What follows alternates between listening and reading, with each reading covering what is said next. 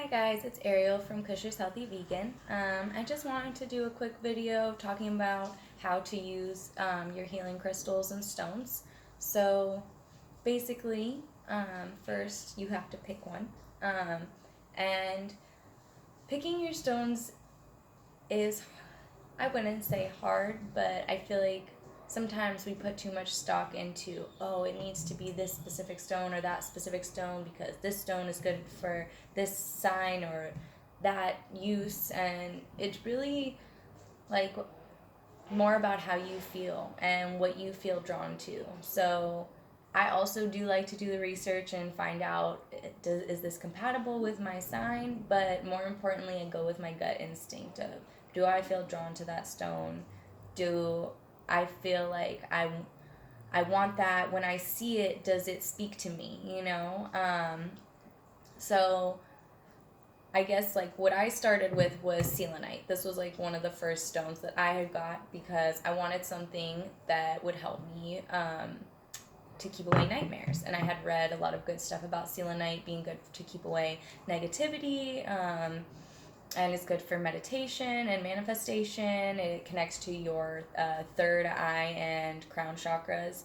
And I thought that was really awesome. And I started to experiment with it, but I didn't fully understand how to use them. So I didn't notice too much in the beginning. But once I started to understand that you have to connect with your stones, you have to, you know, get to know them and let them get to know you, and you have to tell them what you want them to do. You can't just put a stone in your room and think, okay, now I'm going to have good dreams. No, you have to carry this stone around with you, tell the stone that you love it and all the positive things that you want it to do for you. And but if you don't explain what you want, it's not going to do anything.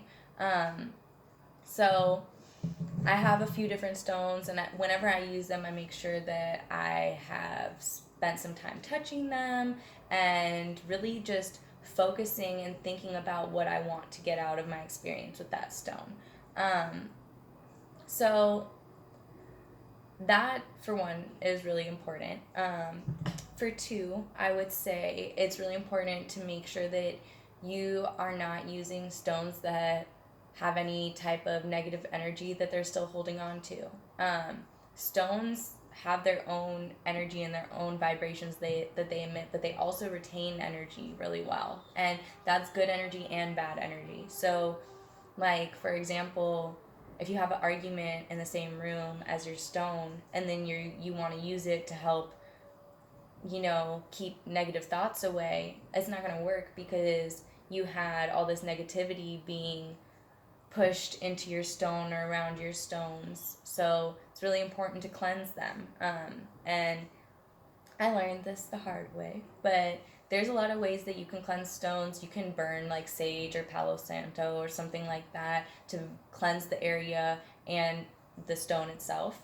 You can charge them in the sunlight, or some people like to use moonlight. I personally would prefer sunlight. And that's just because I feel like it's not as direct. Like, you know, we understand that the light that you see shining through the moon is actually the sun. So, me personally, I feel like it makes more sense to just go directly to the source. So, I prefer sunlight to charge my stones, which is another way that you can cleanse them. But I would still also charge them regularly, even if you are cleansing them in a different way. Um, Water is a really good way to cleanse your stones. Sometimes I like actually to use different, like, basically we'll make tea with like fresh herbs, and I will use that water that's like infused with the herbs to cleanse my stones, and I feel like that works the best for me.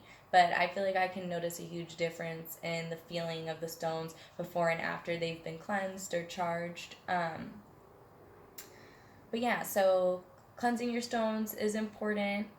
Talking to your stones and letting them know what you want and what you need, and just letting them feel your energy is very important. And I would say if there is specific stuff that you want to get out of using the stones, that it might be worth it to do some research on what stones are the best for that type of experience or what you're trying to do, or for your zodiac sign.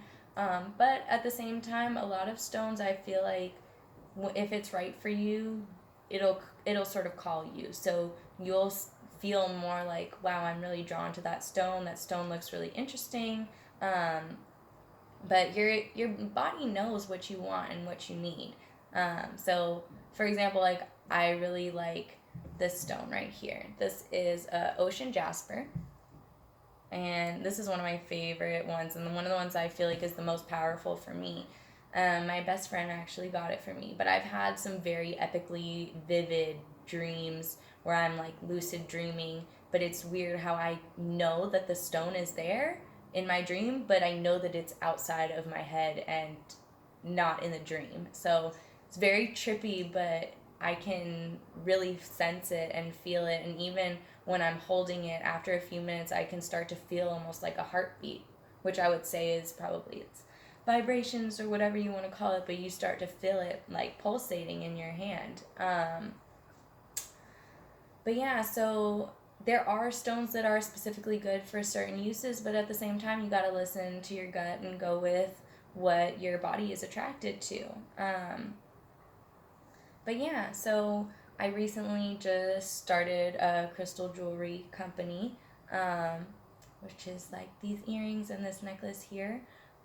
So that way I could share my passion and my love for stones with other people and give them a way to, I guess I see it as a spiritual protection throughout my day because I deal with a lot of people's different energies and stuff. But yeah, so if you like jewelry and you like stuff that like crystals, healing stones, my Instagram for that is Ariel's Crystal Jewelry.